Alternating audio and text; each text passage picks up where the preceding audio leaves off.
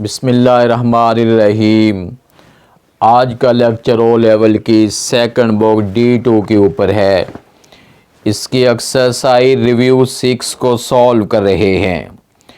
आज के लेक्चर में एक्सरसाइज रिव्यू 6 का क्वेश्चन नंबर 1 शामिल है। बेटा आपने वीडियो लास्ट तक देखनी है ताकि क्वेश्चन के कॉन्सेप्ट को अच्छी तरह आपके माइंड में मैं बैठा सकूं। क्वेश्चन नंबर 1 के ए से ई तक जो है पार्ट पहले लेक्चर में सॉल्व हो चुके हैं।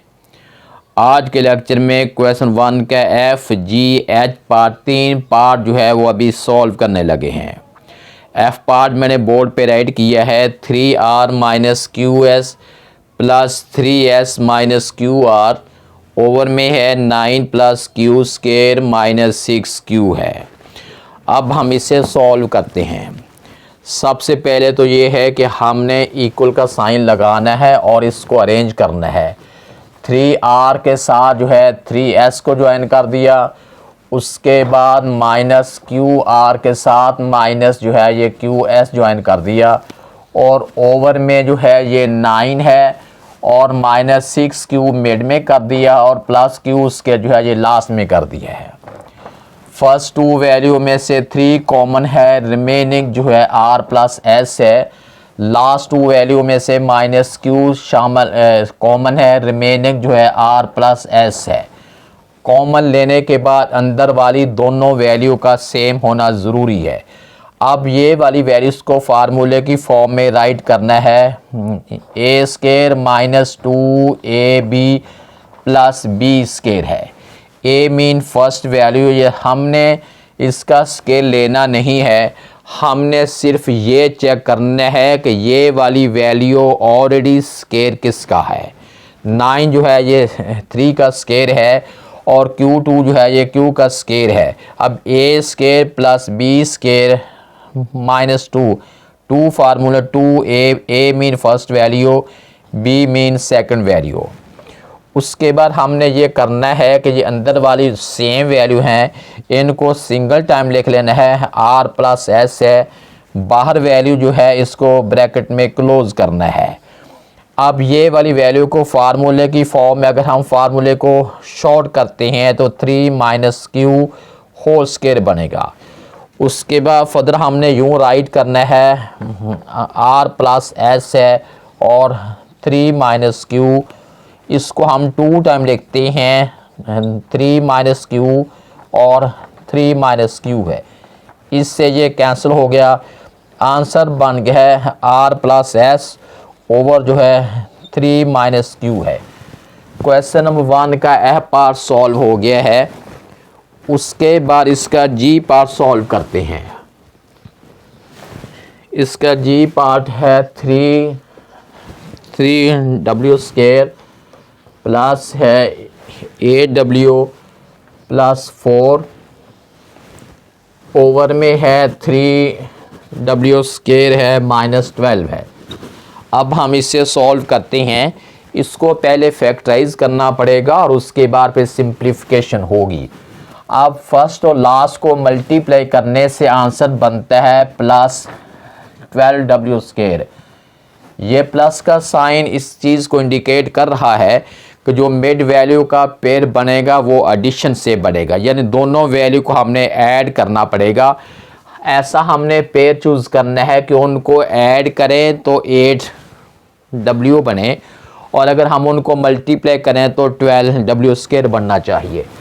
ये वैसे का वैसे हम लिख देंगे।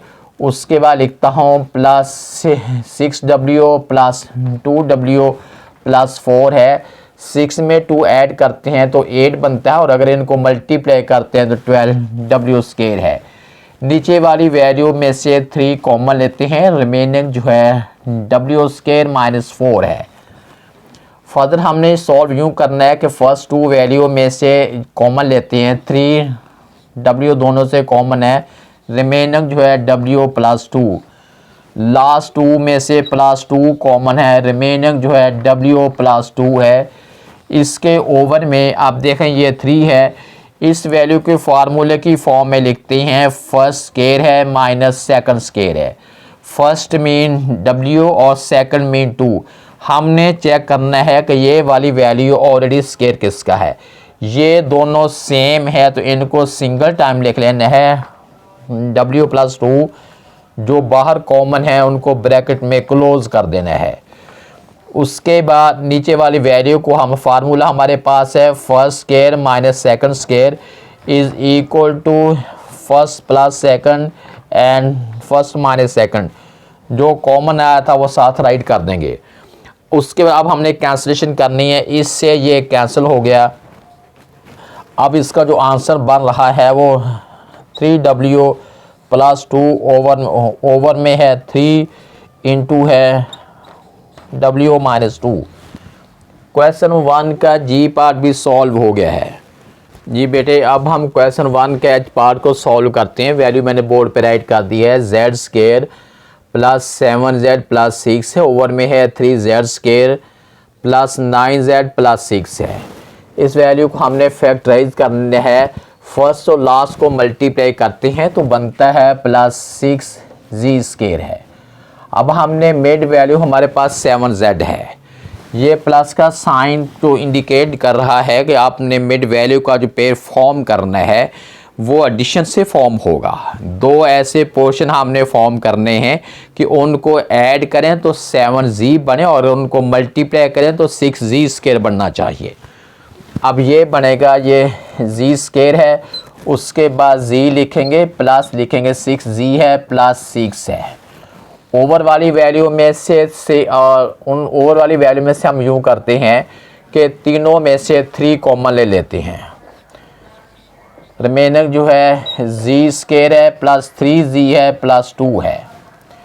फर्दर हम सॉल्व करते हैं। फर्स्ट 2 वैल्यू में से z कॉमन है, रिमेनर जो है z+1, लास्ट 2 में से 6 कॉमन है, रिमेनर जो है z+1 है।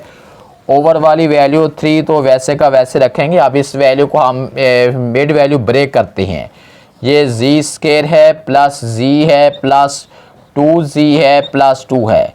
ये काम हमने किया कि फर्स्ट और लास्ट को मल्टीप्लाई करते हैं तो आंसर बनता है 2z स्केयर बनता है। मिड में है 3z है।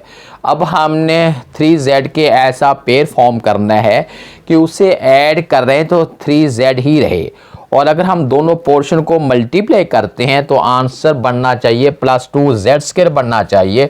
ये 2z में 1z ऐड करते हैं तो 3z बनता है और मल्टीप्लाई करते हैं तो 2z स्केयर बनता है।